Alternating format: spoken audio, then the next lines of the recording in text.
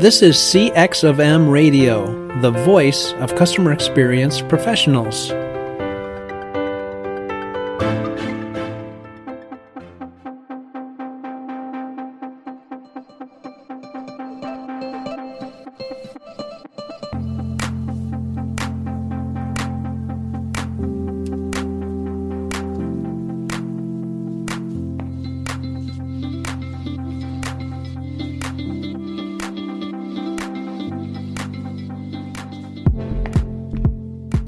Welcome to another World of UX podcast. This is your host, Darren Hood. Thanks everybody for taking the time to join us on today. And as always, a special welcome to those of you who are listening for the first time. Don't forget, spread the word, tell folks about it. It is time for quality content to go viral. All the crazy stuff's going viral. But it's time for things that folks actually find useful and helpful to go viral. So tell folks about the podcast. We appreciate it. The UX community will appreciate it. Today we are going back to our Talkin Shop repository, if you will. Well, it's not really a repository. It's a repository from the perspective that the people that I have on the show, I've interacted with them in some way, form, or fashion over time. But I had an engagement, or an interaction, I should say, had an interaction with somebody who I've been connected with on LinkedIn for a while, and it hit me. Got to have this guy on the show. This guy has a lot of great things to say. And part of what I want to do with the show, and what I have been doing, is help to provide more access to the masses, to people who have something to contribute to the discipline.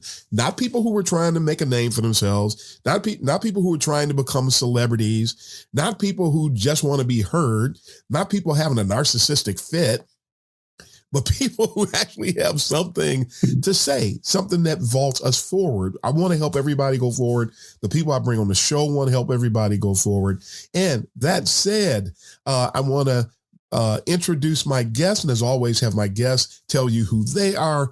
But today, joining me on the World of UX, I have the one, the only, Roshan Ravi, all the way from Bangalore. It's late where he is. So welcome everybody to Roshan Ravi. All right. Hey, thank you, Darren. Roshan, thank you so much. Tell everybody who you are. It's introduction time. Tell everybody who you are and what you do. Yeah. So thanks, Darren, again for inviting me to the podcast. It's a real privilege. You are somebody I actually look up to. So it's a real privilege to be here. And I primarily say, I tell everyone that I'm primarily a designer. So that's what, who I am. I actually started in 2003 as a, graphics and web designer and using Flash and, those things, Microsoft front page and, all those kind of things. Front page. You remember those? That's my origin story is actually, and then, started, got introduced to accessibility. So that's where, I got into user experience because I was working on a lot of freelance projects, and I was also taking care of a website for a company.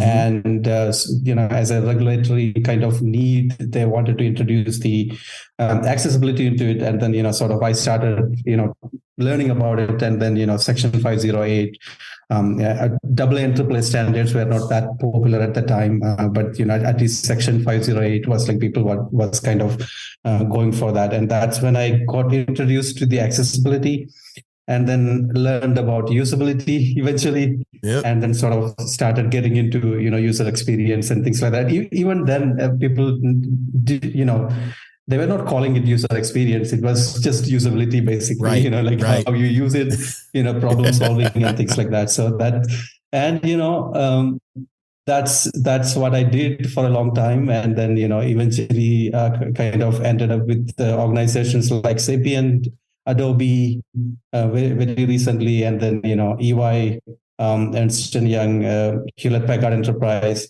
And currently, I am one of the WPP company. WPP is an organization that owns sort of Ogilvy and things like that. I'm an alum. All right. Yep. Oh yeah. Oh, nice. We have So a then, couple of crossing points there because I used to run the word processing department for Arthur Young before it became Ernst and oh, Young, going all the way back to 1984. wow. Yeah. Told my age again. There we go. Yeah. Yeah. That's the reason I said, I look up to you, people like Darren and, Debbie and people like that, because, it's one thing that, you can actually show the flashy designs and things like that, but Yeah. it's another to sort of back it up with the real experience and, things like that.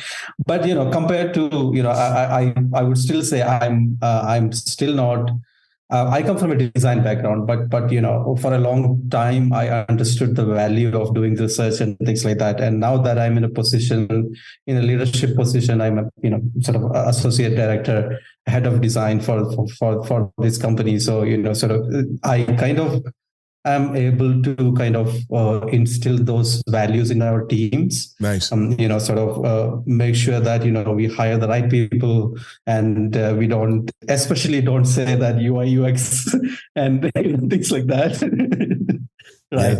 Yeah. So that's my sort of experience in a nutshell. That is dynamite, and I mean I love hearing about someone's experience. I forgot we had those crossing points because you WPP. I was WPP through Team Detroit, which is now, then it became Global Team Blue, then it became VML YMR, bought the whole thing. So, we were all under one roof doing work for Ford Motor Company from 2007 to 2010. I was there, and very proud of the information architecture that we did when Ford.com was, they merged the shopping site into the corporate site.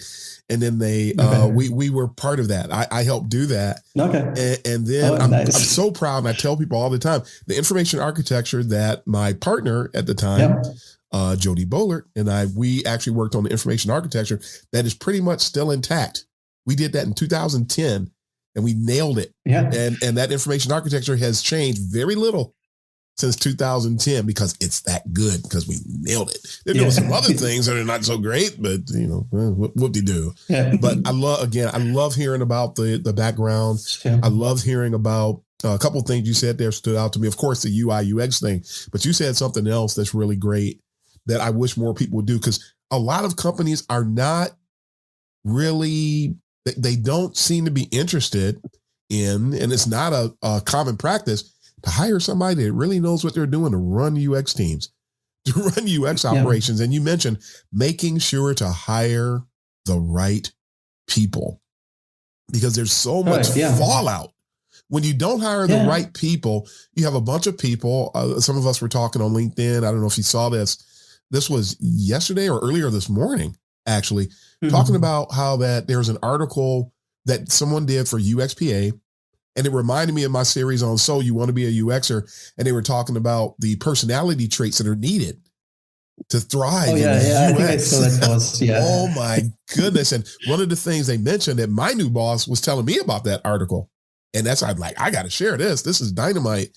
Because they said neurotic people, you have to make sure that the people you hire, just focusing on that, because I don't want to get too far off the beaten path there. We got a whole list of things to ask you about.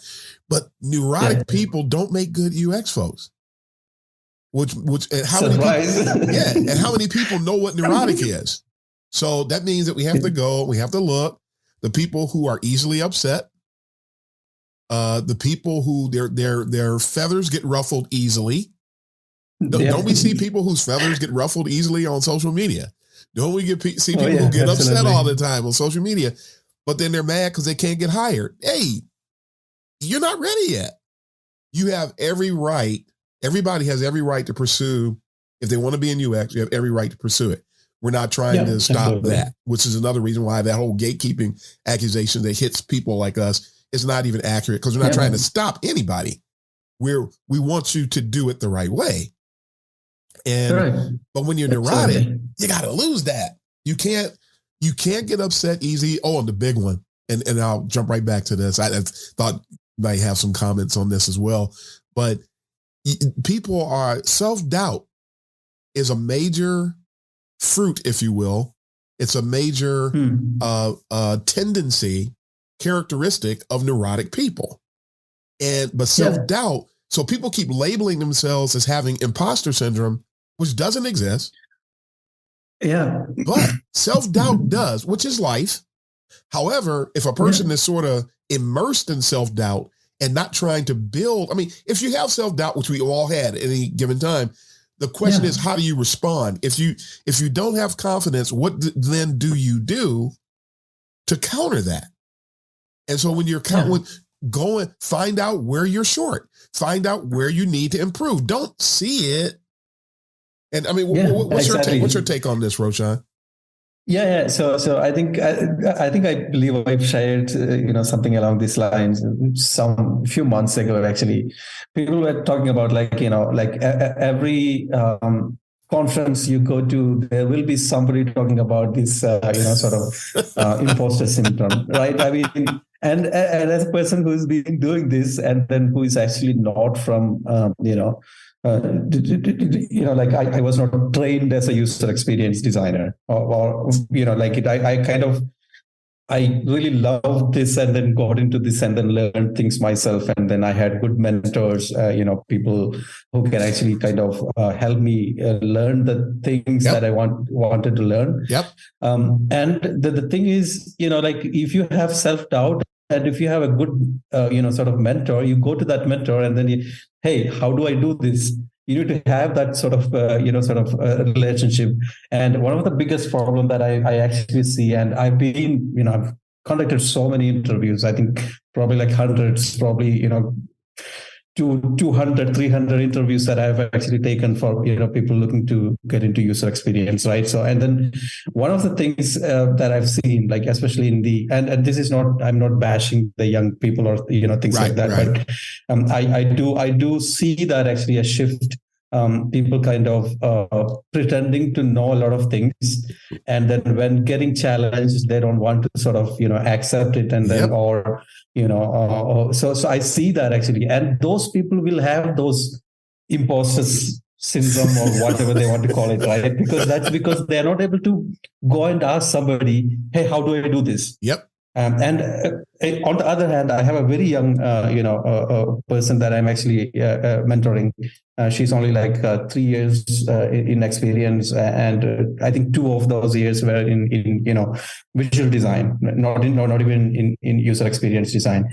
So every time I have those conversations, I kind of tell her that and she is very confident, and there are certain traits that actually makes her a good UX, a UX practitioner. Mm-hmm. And she wants to learn about the research. She knows the value of the research and things like that.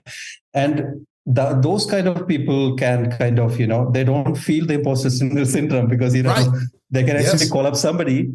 Yeah, they can call up somebody and then, hey, I'm having this problem. I'm actually doing, trying to figure out how to, do a certain thing. So I would, how do I do a heuristic evaluation, for example, for a website? Yep. So then I sit down and then, just there is somebody to guide her, and she has built those relationships not based on egos and things like that. So that kind of helps, I think. Yep.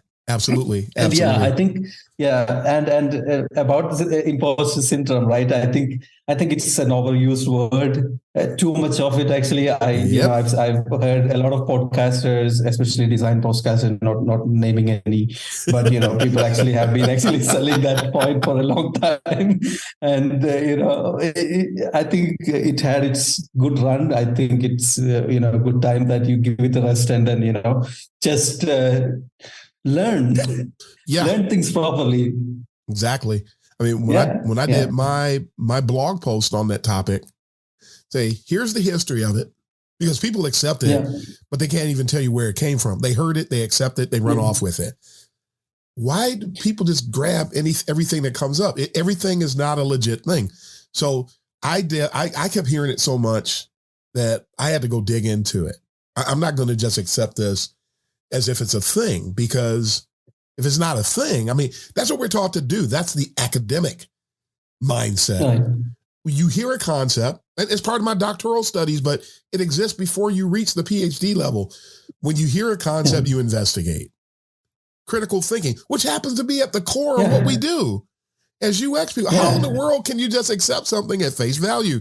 You have to dig into it. And when you dig into the topic, it's very easy. It doesn't take much effort to find out this is not really a thing at all. Yeah. And at the end of that blog post, I mentioned, if you feel like you have self-doubt, if you lack, you just said it, you lack confidence, call somebody. Get an answer. I mean, if you see a wrinkle in your shirt, you take out an iron, you press it. If you eat some food and you see something in your teeth, you get a toothpick and you get it out. If the nail in your tire thing that I use a lot, if there's a nail in your tire, you take it to the tire shop and you get it taken care of. But all of a sudden, when you see a flaw in you from a UX perspective, you want to get ostrich effect bias, stick your hand in the ground and pretend it's not there. And that doesn't work. It doesn't work. It hurts you, the person who does it. It hurts the team.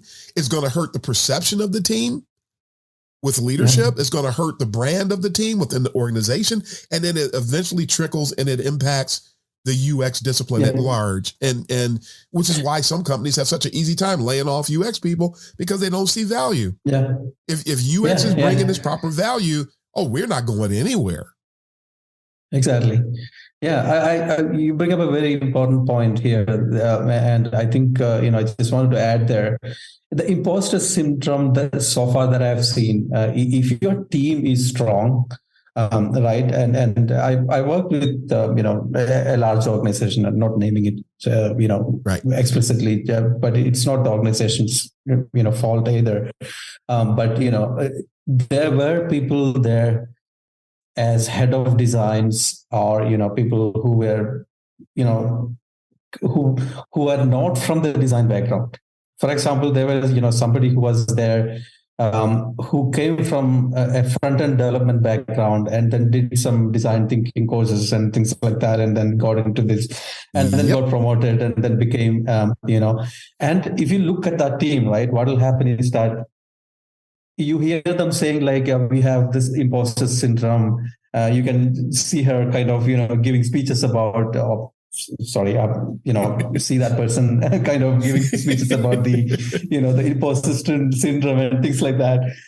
So so I think the problem is that, and prior to, I don't know, maybe 2014 or something like that, nobody was talking about imposter syndrome at all. And I worked on at all, right? I mean, that's not even 2014. I think it was probably, it's only in the recent 2018, 2019 that, people started talking about the imposter syndrome. Before that, everybody did their job. If they had a doubt, they, asked the team. It's only this sort of, when you have, the leadership that is not as strong and they're not able to kind of inspire people or empower people, that's when, you start to seeing the imposter syndrome sort of, cropping up. Yep.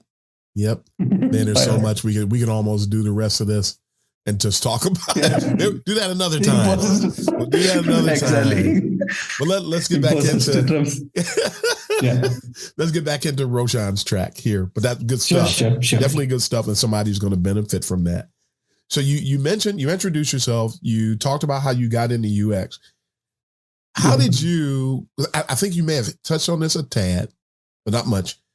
How did you develop? Speaking, and that's a good segue, actually, because people, they have this, they feel like they have imposter syndrome. The antidote to that feeling is to go and build your acumen. That's what you do. Yeah. How did you build your levels of expertise that you have today? What are some of the light bulb moments that you had and the things that happened to you that helped to vault you forward? Yeah, I think, in my case, it's like I have been upfront about what I don't know. Whenever I join an organization or anything, if I did not know how to do research, I would say that, hey, I'm not a researcher. I come from a design background. That's my job, right? So I can do, interaction design and things like that whenever I was actually doing those, right? So I would be upfront that, these are the things I don't know. I'm willing to learn. and I want to learn, because I want to know, because I have a very curious kind of a mind. I learn about different things. So naturally, you sort of, there will be a lot of people who are actually sort of willing to sort of mentor you in that case. Because if you go there with an attitude that, I'm here to learn, I value, whoever your senior is, your mentorship, I think that will kind of help. Right. So I think that's where I think most, because and I have to, say this also, because at the time when I was actually kind of working in these organizations as, like junior to senior designers, I was not, the user experience was not really that prevalent, or like that discipline was not that prevalent in India. Right. So I think there were only very few people. So I was lucky to sort of reach out to them, and then, sort of start learning from them, and, things like that. I think that's the only way that you can actually, and if you keep your ego out, and then, if you commit to learning things properly. And I also used to, kind of think, I think we probably, when we actually sort of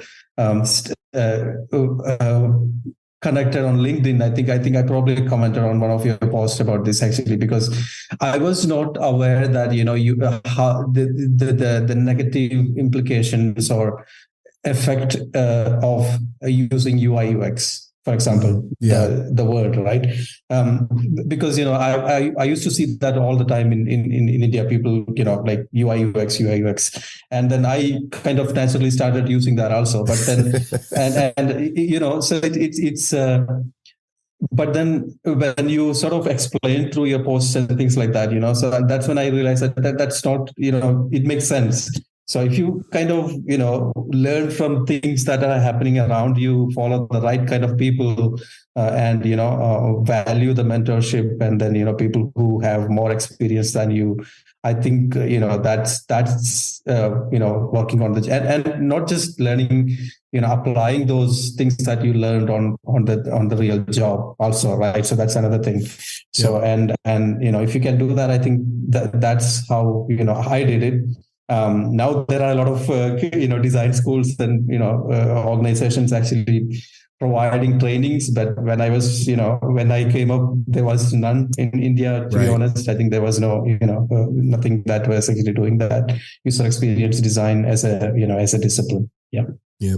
You sent me down memory lane a little bit there, because when the first time I heard UI UX or UX UI was when in 2013, when I went to work for Cengage and National Geographic Learning. And I came in as a contractor, the only time I've ever contracted as a UX professional, and was because I was really looking for something. And so I went ahead and I made the plunge, and I really wanted to work for that company. So but people were always trying to hire me. So I had somebody who I got offered 2 jobs while I was a contractor. And Cengage is like, oh no, we love you. You're not going anywhere. And when I got promoted, my title was senior. When I got hired full time, I should say, my title, you'll see it on my LinkedIn profile, senior UX UI designer. I thought nothing of it. So that's the first time I heard it ever.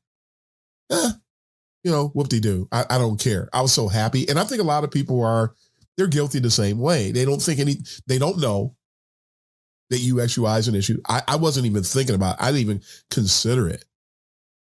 Yeah. I also wasn't really talking a lot about UX. I was a completely unknown entity except for where I worked. But as I continued to grow and continued to learn, and I continued to advocate for the discipline, and I continued to embrace the fact that we are all ambassadors of UX. When you really think about it, I can no longer allow myself to just sort of opt in and just ride along with this, to the extent that I began teaching a course in 2014 or 2015. Okay. It was called UX UI. What's the difference? In fact, it was 2014. Okay. It was I got that role, and it was for me to, the whole purpose of the course was to help people understand what the difference is between the two and how you can't use that acronym. So I sort of like 2014, if I remember correctly, that was when it might have been late 2013. I have to go back because I got the dates all jumbled up, but it's right. Yeah. It's right there. And this is not going to work. We can't do this. And then I began to even become more adamant about it, because I started to observe more and more instances where the combo was being used and how the mindsets of the people using it, the impact of people using it. And then I just went. So now I've got a huge soapbox where I'm always talking about it and I elaborate. I think I'll go back and redo that class or turn it into a talk and just put it up on my YouTube channel, because it's really dangerous. And people have absolutely no idea. They have no idea. Yeah, and I'm going to, so the UX UI thing, really critical that we understand. I may even have a couple of people on, and because I want to start doing more shows too, video, because this is of course the audio, but I want to start doing more video on these, and we can do that and talk about it a little bit more. But back to the list of questions here. What is your fondest memory as a UX professional? I know we've all got our little warm, fuzzy moments, things that make us feel really, really good. What comes to mind for Roshan? I think I don't have one single memory to sort of particularly pinpoint, but I think it is more of sort of how I was able to kind of help a lot of designers get into the profession properly, And there were a lot of people that I have, hired over the period of, I don't know, last 7 years or something that, so I think I was able to kind of help a lot of people to get into the profession, by learning the right things and things like that. Yes. And wonderful. Particular one that I kind of stood out for me was last year, I think it was, I was, again, hiring, one person, and then there is a very well-known design school here. And people pay a lot of money in India to study there. And then, they come with this kind of, this is how you should do the research and things like that. So, so there were a lot of instances where, a lot of red flags, right? So, secondary research, passing, people passing secondary research as primary research, for example. Whoa. They just Googled something out and then, found something not even from, reliable or verified sources. And then they sort of, hey, this is the research we did. So, so I was able to kind of, so my philosophy is that if you have an acumen, if you're a critical thinker, and if you are able to kind of check your ego, outside, and then you are able to kind of listen to what we are actually talking about, then I think you have a future in UX, right? So I think that way I was kind of able to kind of guide a lot of people to get into UX profession, and I have that relationship with quite a lot of people. So that has been kind of one of my fondest thing that I have actually done. There are other things also, but then it's all project related, and I'm not really kind of able to say what those are and things like that, and name drops and stuff not like problem. that. Yeah, not a problem. Yeah. What do you think is the best decision you ever made as a UX? What comes to mind? It might not be the absolute best, but which one comes to mind for you?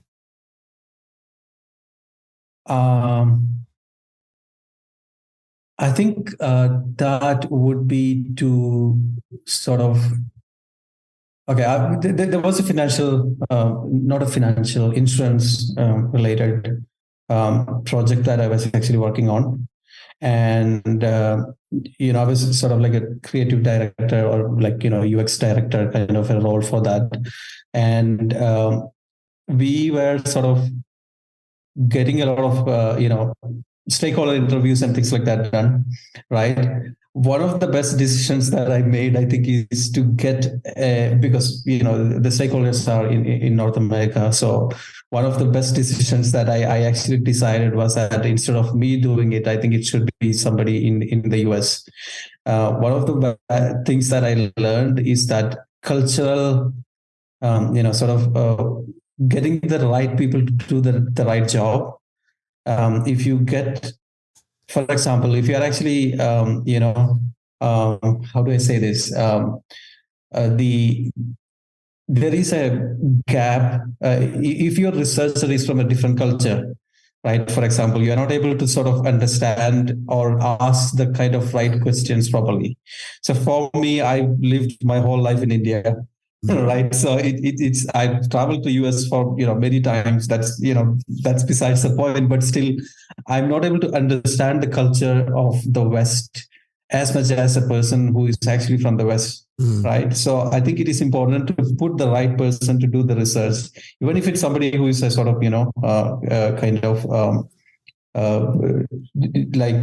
doing the research, even if you are the person who is actually preparing the sort of protocols and things like that, but still that will make an impact. And then I did that sometimes back, and then I kind of I make it a point to for example, if I'm doing a project that is for Hong Kong, for example, I tend to get a person, if we don't have anybody, we'll definitely get a person from that particular area to ask the questions and do the research, and that makes a lot of change, a lot of difference in the way that the people respond to the questions and things like that. I think that's something that I've learned quite recently. I mean, not very recently, but something that a good learning sort of because I always thought hey, if you learn the tricks, you can do it yourself, but that's not the case actually. I think there is this cultural aspect there. Yeah, that's a phenomenal point. And when you say that, you remind me. Of course, we come across a lot of people. I want to get into UX research, and they don't understand what UX research really is, especially the academics coming in. But it's not just them, and of course, I'm not picking on them. I'll say that for posterity's sake. Mm-hmm. But people don't understand. Research has to be designed. Yeah. You don't just, and people will say, yeah, I just want to go in and ask them what they like. We always have the thing that seems to have come to an end, excuse me, on social media. Which design do you like better? There are people who are doing that and think that that's research. Oh yeah. Which UI is better. Yeah. We're asking, what do you want in your design?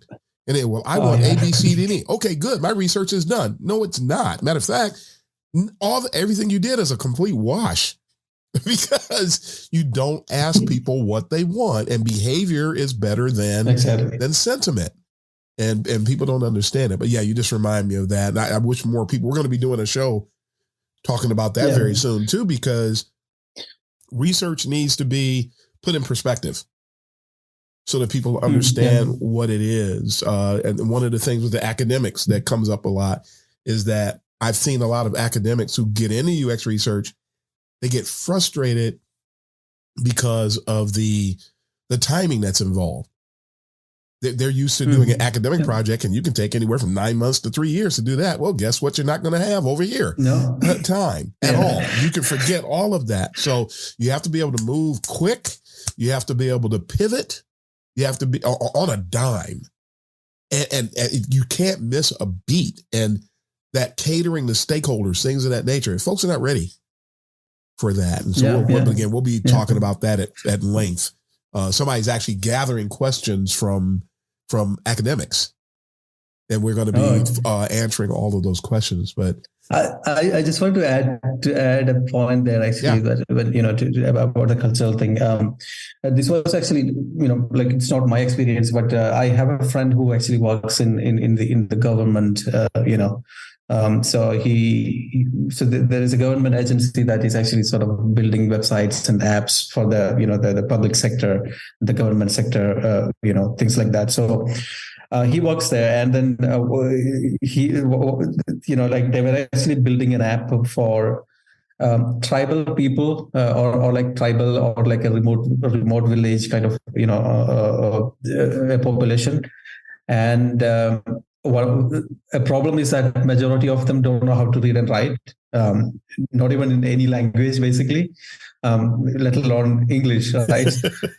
So they used to search services, they used the search icon, right? So that magnifier icon. So, and then they tested it with the users. So what happened was that the people were asking, what's this dish doing here? Because they have never seen a magnifier in their life. So that kind of a thing, right? You know what I mean? Wow. So because it looks like not a dish, but sort of like a frying pan. A pan or something like that. Yeah, frying pan, right? It looks like a frying pan. So like, what is it doing here? What does it do? So that's the question. So so there was an interesting thing because culturally, if somebody hasn't seen that real thing, the magnifier glass, like you never know what it does. Wow. Yeah. You remind me of when I did my master's thesis on the evolution of the hamburger menu. That's my master's. That's what my master's thesis was on back in 2015. Okay. And it was funny to print out icons on 11 by 17, just these large icons, and just hold them up and ask people what they thought these icons were. Icons only, no text. And but specifically, of course, everything else was was like a distraction, because we really just wanted to know what they felt about the hamburger menu. And when these people, different ages, if I remember correctly, the people that I tested ranged from 25 to 72. And when the older people saw that hamburger menu, what is this? Oh, it's 3 lines. That was it. Nobody had any idea. Now it's readily accepted today, and it had to become sort of like evolve to where it was accepted within our digital world, so to speak, and people would understand it. But in its inception, oh God, just terrible, just terrible. Moving on to the next question, though. What is your biggest? What is your biggest regret that you've had as a UX I professional? Have a lot. I have so many. Feel free to string them together. Go right ahead. Right. Yeah. So I mean, so my biggest regret, I think, is that not learning, sort of research and the research-based design early on. I think because I've made a lot of terrible websites and designs for people during the beginning of my career, right? So it's all because and I did not have the opportunity to learn those also because India, like I said, in India UX was not really something that people did, right. Because India was mostly, like developers and, engineers and things like that. So the designers never had the chance there. But, but I think that kind of, I think I lost probably 5 years of my career, just not knowing user experience properly. Right. So, and I was kind of, yes, usability was a thing that I was actually doing, but still, the aspect of understanding the problem and then doing a user research and like the importance of doing the testing and things like that was never something that I understood in the beginning. So I think that was probably the biggest research. And if you look at my career also, because of that, I've had opportunities to become sort of a manager or like in a management role, even before, but I always kind of thought that, I was not ready for that. because I was still learning. See, because I didn't want to be somebody who didn't know how to do things, and then pretended that you can do these things. So I think because of that, I think I probably lost like 5 years or 5-6 years of my career because of not learning things properly. So I think that's probably the biggest kind of regret that I have. That's huge. That's huge. And I think everybody can benefit from something like that, no matter where we are, because there's people that are 10 years, 15 years and have things that they don't know. I mean, why not learn it? I'm about to do a project about toolboxes. What's in your toolbox? Really? Is it like the guy we used to joke about, the guy who would come in with back in the day when you did see people carrying briefcases, and the guy had a briefcase and nothing was in it but a sandwich. There's nothing. There's nothing in it. I don't want to be that person. I never wanted to be that person. If I have a briefcase or a toolbox, and the briefcase is the business person's toolbox, essentially, in a sense, not fully, but in a sense, what's in my toolbox? What can I? If I'm being brought in to work on something, what tools? Because my ability to help is going to be limited to the tools. And today, when we think tools, people think they hear the word tools, they think Figma. They think Azure, they think Qualtrics, they think tool. No. What methods, methodologies, techniques, deliverables are in your toolbox? And when we can shift the thinking and get people to understand that those are also tools. And of course, the greatest tool we always talk about this is the human mind. Yeah. And some people, their mind is not even in their toolbox. They don't even, it starts and ends with Figma for a lot of people. And that should let somebody know that they're actually tool deficient and they need to shift out of that. But I'll get off of that soapbox real quick. What has been your biggest challenge? So, and I think we are kind of similar in a way that, I change jobs very frequently. Right. I mean, the most that I have worked in organization is like 2 years or 3 years probably. So I think for me, my biggest challenge is suffering fools. I would say, and I've it sort of manifests in a way that so again, I'm not naming any organizations, but recently joined a company, and then a huge company, prestigious company. People kind of look forward to kind of joining that company, and I quit that job within 3 months. So my biggest challenge is sort of when my first instinct always is to kind of, hey, correct it. This is not the certain way. This is not how you do certain things. But then if they're not acceptable to that, my biggest challenge is to continue to kind of pursue doing that. I would probably just quit. So that has been there, and it still is there actually. So if projects and things like that, they're not able to understand where we are actually kind of coming from. I will try my best to sort of hey, you need to do the research, you need to do the testing. Even if you say that you don't have the budget, you will suffer later if you develop the whole thing. But if they're not able to accept it, then my interest goes down, and then I quit. Sort of, so I stop caring. So that's a problem, and it's a bad. It's a problem because it's a problem because career wise, if you look at it, it's just it feels like I'm jumping around, right?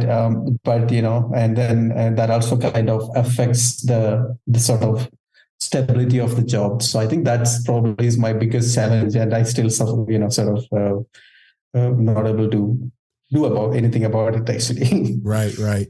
If it helps at all, and I think some people need to hear what I'm about to say too. I cannot find this article. There was an article that I saw roughly 4 years ago. And it mentioned that it talked specifically about the shelf life of a UX practitioner and really likened the years that a UX professional stays at a company to dog years. Isn't that something that to stay at a company for 1 year for a UX professional is really almost like being there for 8 years in another role? Right. Yeah. That's really what it's like. So I think the longest I've ever been at any company as a UX professional, I believe, is roughly 3.5 years. Oh, I got it. My freelance aside, that doesn't count because I was in charge. So, but I was, I was leading everything. But I mean, you there's an element of self-respect that comes into play. I know a lot of people that stay at a company, the UX maturity level is bad. They're not valued. They're not understood. Yeah. They have to fight all the time. And the funny thing is, these are younger people who are the ones that are more willing to do it. So they don't know that I almost died because of what was happening to me at one company I worked for. And that really changed my perspective, Roshan, tremendously. When after being in the hospital, I never stayed in the hospital a day in my life until that. Wow. And I always, the way I jokingly present it, I can joke about it now because I lived, but I always joke that there were 4 parties and each had an appendage and they were all pulling 2 legs, 2 arms, a marketing department that wanted to control UX and didn't even know I had been hired. And so they continued to execute on their plans to commandeer UX, even though they had no knowledge of UX, no practitioners, no nothing, but they wanted to control the UX. So they had an arm. My bosses my boss and my boss's boss, who were afraid to deal with the politics, unskilled and afraid to stand up to the marketing department. So they were being manipulated and they weren't really providing me any support. They had another arm. Right. There was a technology partner who was mad because of when I did a heuristic analysis and let him know that his baby was ugly, which I really didn't. This is what you can do to improve. I mean, it's known that you have a successful product, but if you do this, you can take your user experience even further and you can greatly improve your product. Your heuristics are outdated. There's no such thing as an outdated heuristic, especially when you do it right, which I did. Yeah. So they had a leg because they wanted me dead because I said their baby was ugly. And then there was a creative partner who had been hired to do the user experience. I was the first UXer that was hired full time. They were mad because they were being backfilled by me. So they tried to create problems for me on every hand. They had the other leg and everybody, so I had no support. I was on an island by myself with no support, trying to drive success of a product that had been rolled out. It was going to be the 8th product that was rolled out, 7th or 8th product rolled out to the people at that company, the users, and the prior 6 or 7 solutions that had been rolled out were all rolled out concurrently without any understanding of the day-to-day operation of any of the users. Oh, and by the way, every time they rolled out a new solution, they kept the old one. So when the users saw these leadership coming, we got another thing we want you to use, they would automatically cower up and just cower into a ball because they were scared to death because they were being forced to use something. I had to come and repair all those relationships, do all these things while having no support. Oh, and by the way, I was successful, but it almost cost me my life. Yeah. And so it changed my perspective. And as I look at intrinsics, I don't care about your salary. How is it impacting me as a human being? Am I able to get satisfaction out of the work, right? So those are the things that are important. And so if I work somewhere and you don't understand what you have, it's highly likely I'm out. If you sold me on something and then I get in there and find out it's something else, then it's highly likely that I'm out. I've worked at companies that have baited and switched me.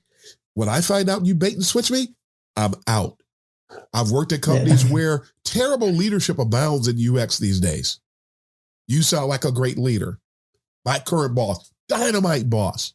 I've only had like 3-4 good bosses my entire career. And bosses who they gaslight, they manipulate, they get engaged in all kinds of trickery. They don't support. Just, oh my God, when those things happen, I don't care. I've got, same as you, I've got a lot of short stints and I am not ashamed of any of them, because when I find out that you have lost your mind, I am going to leave. And those of you listening today, feel free to look at my LinkedIn profile. And when you see that I wasn't there long, it is safe to say that something was wrong, and I highly advise against you going there. How about we leave it at that?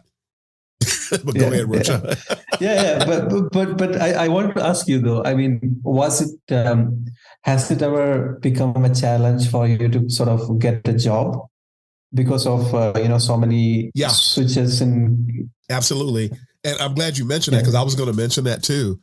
When you have a lot of short stints, you do have to. I mean, ethics and honesty, transparency, got to be up front. Right. Everybody's going to ask me about my short stints, pretty much. And I'm going to tell them what happened in a professional and in a demonstrating all diplomacy and making sure to do things in a tactful manner. But what I have found is, over the course of my career, the companies that are not afraid, the companies that are confident, let me back up. I found that the companies that are confident of what they bring to the table and recognizing that your stints are not a reflection of your skill at all. They should be the people who have confidence and who understand hiring and understand what it means to the team. We got to bring Roshan, because look at what this guy brings to the table. Now, the question is, you can bring anybody you can bring anybody in, but you have to match that. It's like a covenant. You have to, a hiring is supposed to be a covenant. It means that both parties bring something to the table. So, I've got to be 28 years of experience as of this year in UX. I am skilled, as I like to explain, across all 4 major pillars of UX: heuristics and usability, information architecture, research, and interaction and interface design. I'm skilled across all 4. I'm not a jack of all trades, it's funny, people, that jack of all trades thing, the person who actually made that statement was actually endorsing that you should be a jack of all trades. He wasn't trying to say that jack of all trades, master of none. And people were starting to go back and look at that, like the Henry Ford thing. Henry Ford said that people want faster words. He never said that at all. That's people that, we just believe whatever comes out, and we don't engage in critical thinking. But at any rate, the companies who they see that you bring something to the table, you bring something to the table, but they've got to bring something too. Otherwise, the covenant that we made when the hiring took place, when the offer was made and accepted, that's a covenant.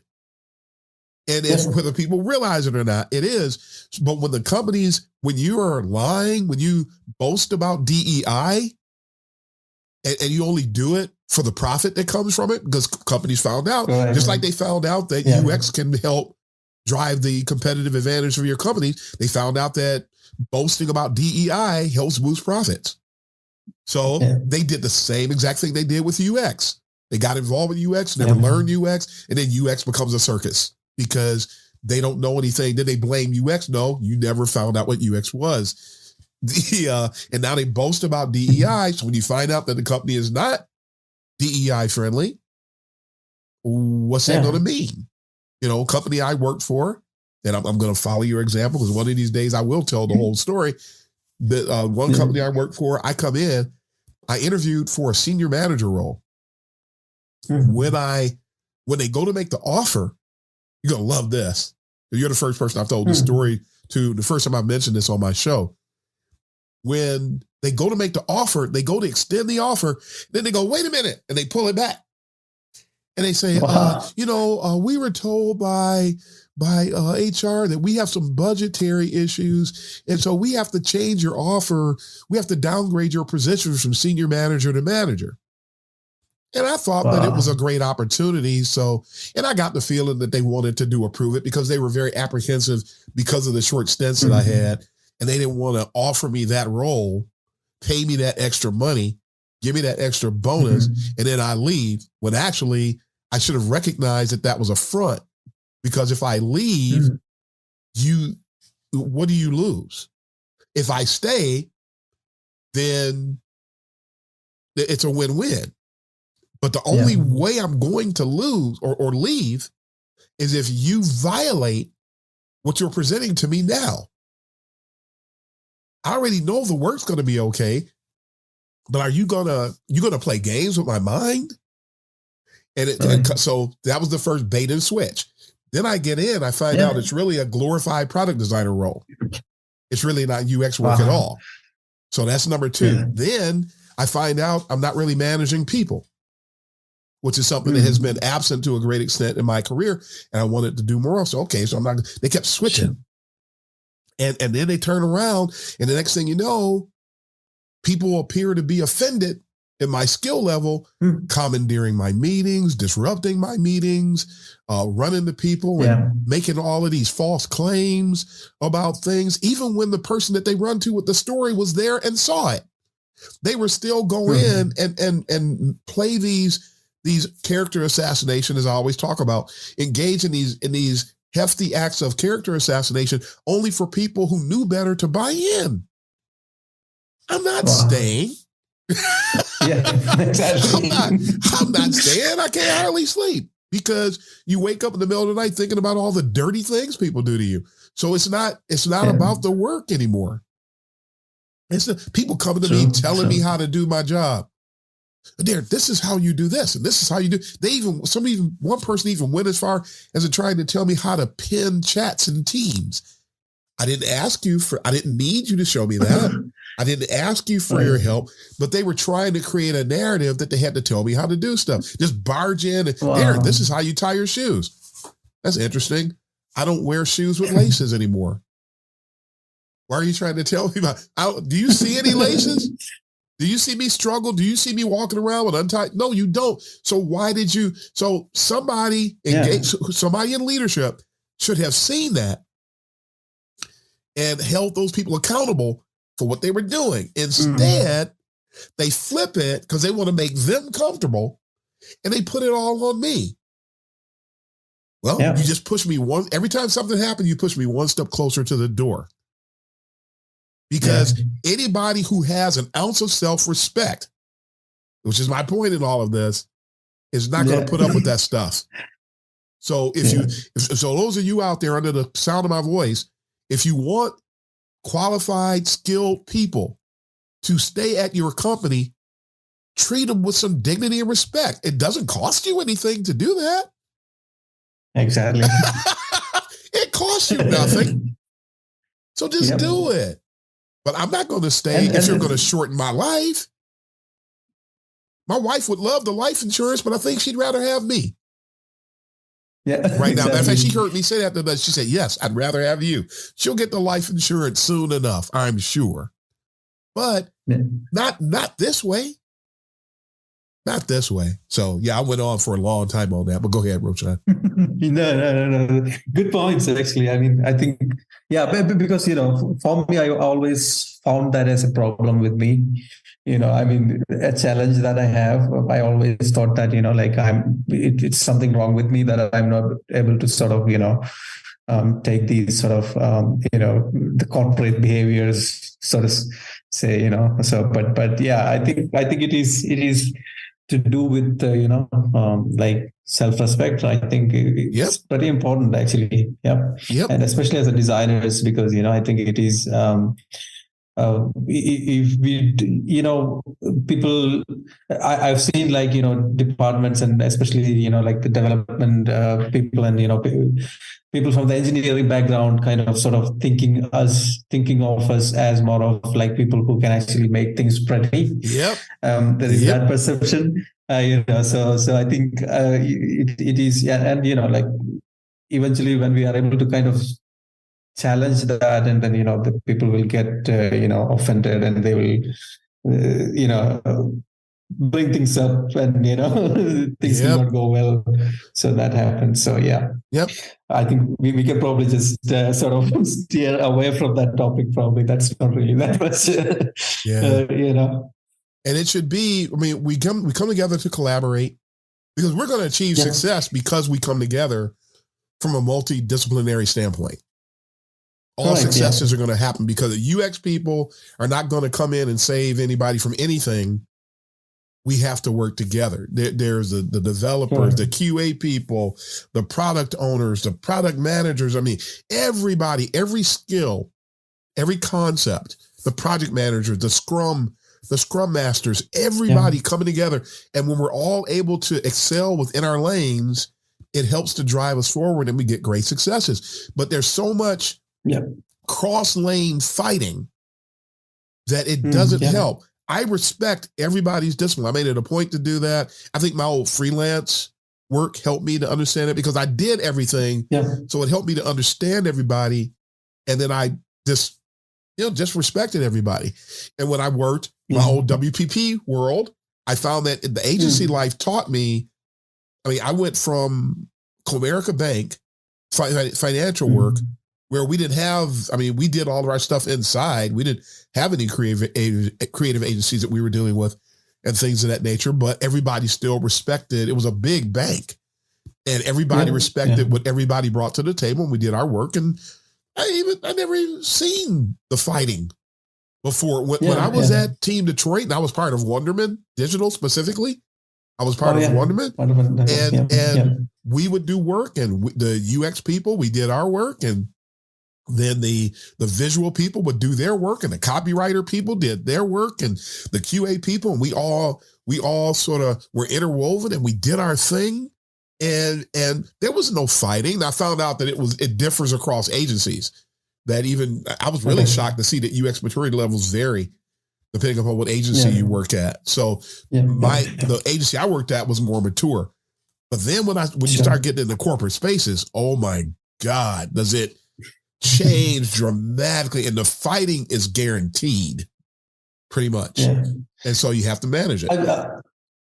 I have to say though, I mean, so there are quite a lot of smaller Indian companies here who, and I've just spoken to them also, like, and I know a few of them personally, the founders and, people like that. They take design and user experience very seriously. Nice. And there are a few organizations that have actually set up proper UX, practice with very good maturity, getting the right people, hiring the right people and things like that. So even though it is, like large organizations, they may not be actually as efficient as, it could be, because there are a lot of these, kind of people, toxic people still there, and they're not able to kind of,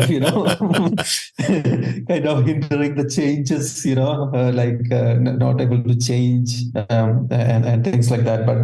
But there are small organizations that are actually able to set up user experience practices with good maturity and things like that. So there is hope. Yes. That's great to hear. Very great to hear. Yeah. That makes me think, we've been talking about this a little bit. What observations about the discipline stand out to you today? You've already talked about a few of them, but it's listed here, so we got to cover it. Sure. Yeah. And this is one thing that I've seen is that, when people started doing research-based designs, right? I think when they started it, I think it was all with the good intentions and things like that, and doing it properly. But then what I've seen so far in some companies, and then some few projects and products and things like that, The research is like it's only for the name that I've seen it. Actually, it's all shortcuts and things like that, right? Yeah. It's somebody else is like for example, Deloitte did a research. They refer to the same article and then sort of without doing any primary research or directional research, they will just take that word for word and then they will just present that as sort of their own data and stuff like that. And I've seen that happening, and I've actually even cross-checked certain things, like people done, and then you can figure out, hey, where this came from, right? So because they didn't even bother to kind of change the language. So there are a lot of those going on, at least in India. And people actually presenting themselves as researchers on LinkedIn and things like that are not necessarily, sort of researchers. And so there is a lot of fake people. The other thing is a shift towards um, high fidelity first. I don't understand it. Yeah. It's like just you skipped an entire process of sort of. I think one of my bosses, I think. Can't remember who actually said that the fidelity of your thinking should reflect the fidelity of your design. Ooh. Right. I mean, Nice. if you're not sure about certain things in your designs, then it should not be high fidelity. Otherwise, people will start, sort of, Yep. kind of marrying to the design, and then they will start, sort of thinking that this is going to be the design. So nowadays I see people like immediately jumping into Figma and then starting with the colors and stuff like that, and then you miss out an opportunity to test the designs and things like that with the low fidelity prototype, and that becomes a huge problem. And I think the third one is obviously I don't understand this obsession with AI kind of creating all these, the storylines and this. I don't know. I think that's something we can probably talk about it afterwards. But I'm curious to see. I think you have actually also sort of talked about it quite a lot, right? I think. Yeah. Do you think that there is actually a decline in quality of design or deliverables, or I'm talking about from a user experience standpoint, right? Yeah. Do you feel like we are actually kind of celebrating mediocrity these days? Oh my God. With the help Understatement. of yeah. Understatement. Wait, I constantly refer to this as I don't know what they do with this in India, or if this happened in India, but there was a time when this may be, some people may struggle with this example, but I'll present it in a way that I hope everybody can get it. But there was a time when in little league sports, you had to go out, whatever the sport was, you had to go out and try out for the team. And 15, 20 kids come out, try out for the team. There's only 12 spots. So somebody's going to go home sad. Yeah. After all the tryouts and all the labor. And then you go and you make this. So there's one thing that's different today, because today everybody makes a team. They don't want anybody to feel bad. They don't want anybody to feel this so-called inclusion thing is actually jading expectations, and it's jading the appetite for excellence. Because now you can be a part by half doing anything. Yeah. And it's permeating cultures around the world. Then you play the game, say a game of soccer. This is where I hear about it happening more than anywhere else. They play soccer. One team beats the other team 26-0. The kids get stomped. Now, the kids who played 26-0, their coach is grilling them and making them do all type of stuff. You better beat them 26-0 because they're not very good. And then the other ones, they get stomped, and then they leave and they're celebrated. They gave no effort. There was no expertise. Nobody's committed to anything.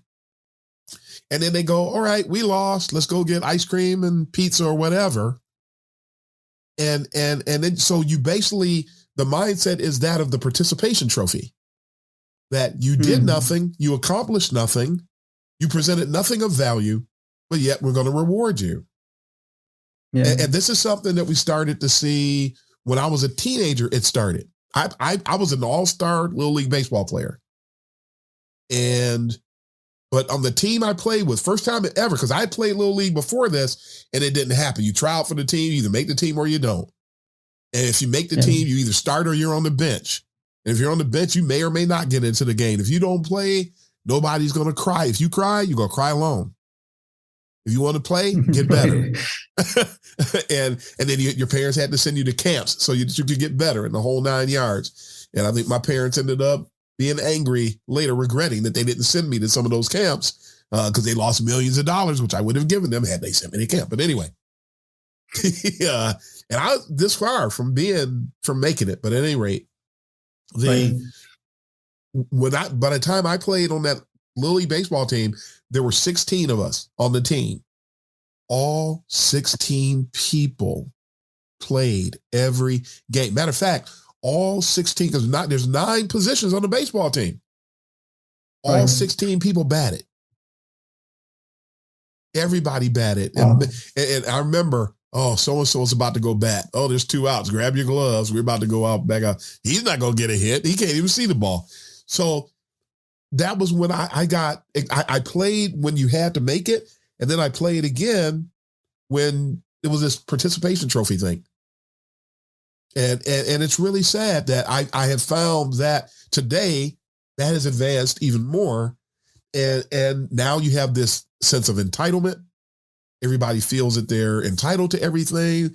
They know. And the big thing today, especially with this gatekeeping mindset that a lot of people have, they don't want to be told. You mentioned it earlier. They act like they know something when they know that they don't. And then when somebody tells them that they don't know or tries to give them some constructive criticism, they reject it. And then they talk about gatekeeping. Anybody who has a fear of gatekeeping, it's not a legit concept, like imposter syndrome. But if you're afraid of it, you'll never learn. Because gatekeeping is nothing more than quality advocacy. And when you get educated, what's happening? You're being exposed to quality and you're being held accountable and measured by that quality. So the whole a proper educational process is an act of gatekeeping as well. Much needed gatekeeping. So we struggle. I think we struggle. That's why I remember Vitamin T did that research back in like 2017 or so, saying that every user or every experience out there, only 97% of experiences actually have problems with them, according to the research that they did. 97%. Okay. And so I tell my students all the time, strive to be part of the 3. Do everything you can to strive to be a part of the 3%. Because actually that was 97% in 2017. It's worse today. Yeah. Yeah. It's worse today because people do things just to get by. Like you mentioned, they want to break out with the high fidelity stuff right out the bat. Yeah. We don't even know what the requirements are. How can you? And then those which design is better posts, which have zero context. And I started posting that. I don't know. What's the context? I'm not going to judge this just based on what you said or what you posted here. What's the context of this thing? Let's start where we should start. And, that didn't happen. So, quality is going to be until there is a commitment to quality. I say that UX is on a downward spiral right now. Is there hope? Yes. Yeah. Yes, there's hope. But we're not in a good way. Yeah. We're not in a good way. But things seem to be I'm starting to see little glints of hope here and there, and more people that have more of a passion, more of an appetite for things that are done the right way, which is really more what user experience is about anyway. The attitudes and the perceptions is more critical to UX than whether or not you can use Figma. That's not. Yeah, exactly. So that's my take. I do see some hope, though. I mean, I still have to, I've worked with enough young people, and I have seen, sort of a lot of people who have that appetite to sort of, do things the right way, and I've seen that also. But it's just there's also this percentage of people who are, currently senior, kind of, in a positions where they would still probably just, directly jump into the designs without, doing a proper research. Funny though, I mean, I think when you were speaking, I was thinking about something that happened because I've had, I worked with somebody who sort of, did an interview for, did a few user interviews. So we divided the user interview between a few of the people that we were actually working with, and when at the time of synthesis we were actually looking at the transcript. This particular person actually sent us the transcript, which was exactly the same copy for all three interviews he took. The transcripts are the same. So, and then he was at a senior manager at that time, sort of, and then I mean, there are people with that kind of carelessness. With I think the guy was like 15, 16 years of experience, right? Wow. And that guy is kind of doing it. So there are people like that also, and then and when we point out things like that, it's nothing happens because people will just say, hey, that's what he did. I mean, he probably transcribed it, that's what he got from the transcription, but then we went there and then listened to the recordings, and then that's not the users actually said.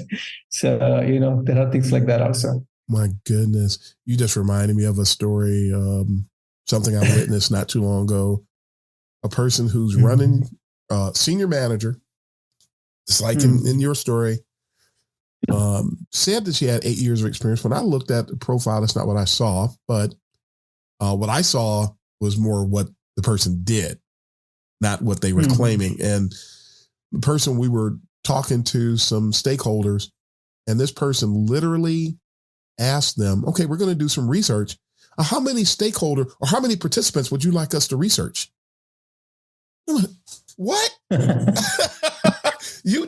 You kept trying to tell me what to do so you could try to make it look like you know more than me because you're threatened by me, obviously.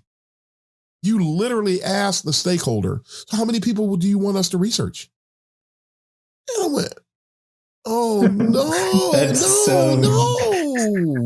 no, we don't do that.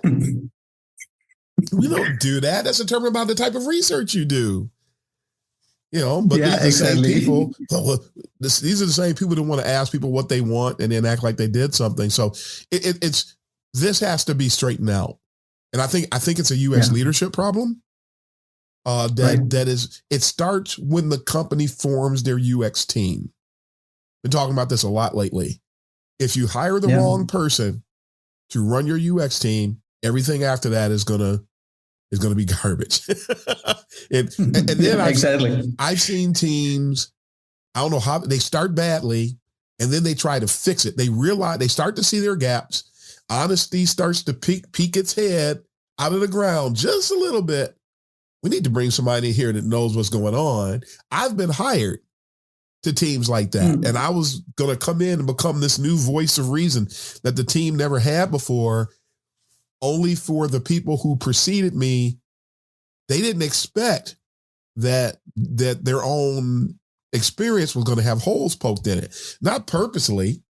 I didn't go around trying to find things, but I just kept talking and they got sick of it. And then next thing you know, I'm getting attacked from all these different angles because of how I made them feel. Well, maybe he shouldn't have lied to management and told him he had 9 years of UX experience when this was actually his first UX job. In one instance, that's really what happened. And this is your first UX job. And the person would go out of their way to try to make me feel like they were schooling me on things. And I mean, out of the blue, not because I did anything that caused it. They just swung in on a rope like Tarzan and then try to create this narrative. I'm going, no, No, that's not how this works. I remember working at a company and I was frustrated, and UX people do gain support from other UX people when things go crazy. You should be able to talk to somebody else. When you talk to a stakeholder and see you nod your head, when something goes crazy, you expect to be able to go back and talk to the other UXers about what happened. We comfort one another, we encourage one another, we go back out and we do it again. We got to talk to somebody. And something happened with a stakeholder. I had never had an interaction with that particular stakeholder again. I was a little frustrated about it. I was gonna, be fine. I didn't demonstrate anything with the stakeholder. I didn't get unprofessional. They didn't even know that I was frustrated, but I was frustrated. So I came back to talk to the UX people because that's what I'm used to doing. So that's what I was gonna do. And then he says, you finally experienced the frustration, huh? Like again, I'm not even saying what he actually said to me. It was very risque language that he used to describe someone who had just lost their how do we say, someone who just had their first experience of a certain sort. That was the way he started talking to me, and I looked and I knew what he meant. Are you kidding me, dude? Are you kidding me? You know my background. You know that this is not the first time but I just got to this company, and I had a little bit of a rude awakening of what was going to happen within this company and trying to do the right thing. But I was brought in to help drive the UX maturity level. So on one hand, I was shocked. Yeah. I was shocked, but I was more frustrated than I was shocked.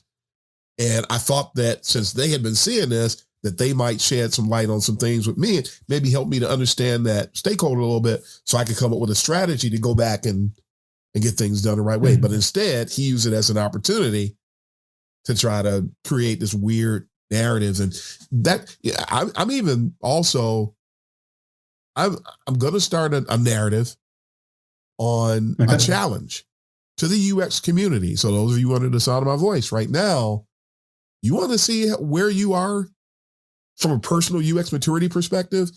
You have to be able to interact and engage in a fruitful and practical manner with senior UXers. If anybody who cannot engage and interact with a true, not the people who say they are, there's a lot of people say they're seniors, they're not seniors.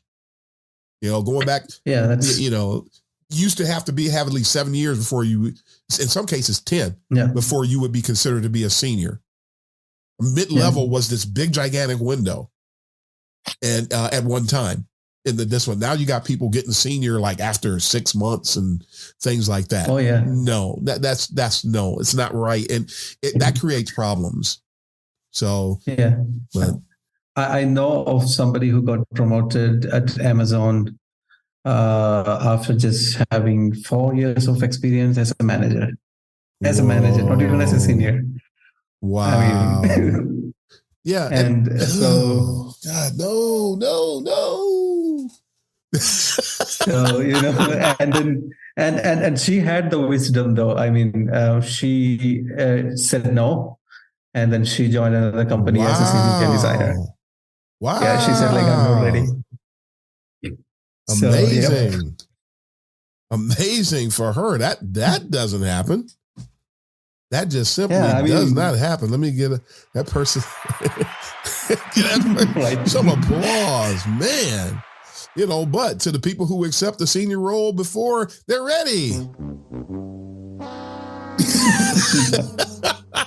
So a little shout out on both ends with that. It's because the person gets the paycheck, they get the job, they get the prestige, they get the pride, and then they throw a monkey wrench into the discipline. Yeah. In the process, because they don't live up to the title. And you have 50 leaders walk by you and they see your title and they have an expectation and it gets blown. And you wonder why they sweep in and lay everybody off. Because somebody somewhere contributed to that. Yeah. Yep. And that's the and if that's the kind of the maturity in organizations like that, I think you can imagine what's going on with all these companies that they have, have laid off a lot of people. I mean, that's, garbage. It's easy to imagine. Yeah. Roshan, we have been talking already for quite some time. We got to do this again. I'm gonna end with my standard question, but we got to redo this again because we had some topics we didn't get to cover. I know you wanted to talk about the role of AI and UX, and you want to talk about system thinking. So let's get together again soon and do that again. Anniversary shows with people who've been on the show are coming up again soon, so maybe we can line something up then. But we're gonna wrap up today with our final question. What advice do you have for up and comers in the discipline? I know you said a lot of great stuff that fits into this already, but what would be your sign off message to folks? Okay. So think of, the first thing is user-centered design. I don't know, like what learn the methodology properly. That covers, and it's been around for a long time, and that thing works. That methodology works, right? So if you're in a, don't be sort of, don't show your ego. Just own up to the things that you don't know, and sort of learn the user-centered design methodology properly. That will get you so far, because I don't think there is no other way around it, actually. And if you have interest in other things like human behavior, psychology and things like that, yes, you can get a little bit more, more into that, and then probably just help sort of grow the discipline. But I think the basics of it is everything is laid out in the user-centered design methodology. Just follow that. I think that's the first advice that I'll give anybody who is getting into the UX profession. And research-based design. And I've heard a lot of people actually talking about data-driven design, and it's and people tend to think that data-driven design is only just looking at the analytics and then designing to solve that analytics problem or whatever they are actually seeing in the analytics, right? So I think it's much more than that. I think so it's about the using both quantitative and qualitative, and solving that for using the quantitative and qualitative data to solve the problems. So I think that UCD actually helps with that. So that's my kind of and the advice. Excellent. I totally agree. Great stuff. So folks, thank you, Roshan, for taking the time to meet with me today and to be on the show.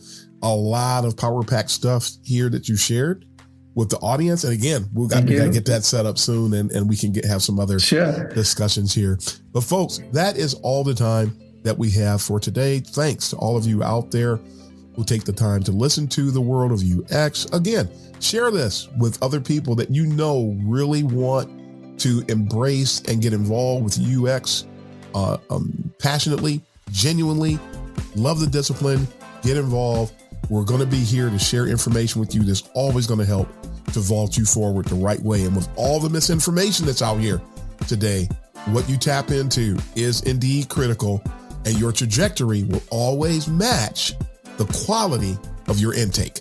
Remember that. All right, folks. So that's all the time that we have today. So for my guest, Roshan Ravi, and for me, Darren Hood, the host of The World of UX, until next time, happy UXing, everybody.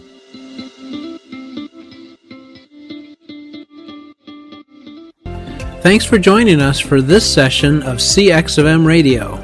Be sure to rate, review, and subscribe to the show, and visit cxofm.org for more resources.